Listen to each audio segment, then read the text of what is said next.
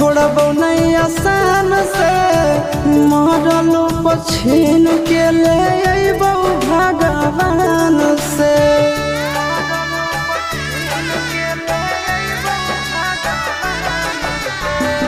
मानहियो जान से छोड़बो नहीं आसान से, मरलो पछीन के ले अइबो भगवान से।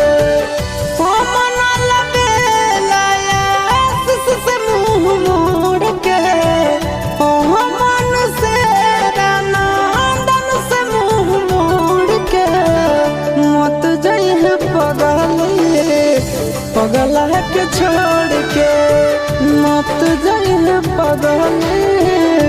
पगला के छोड़ के।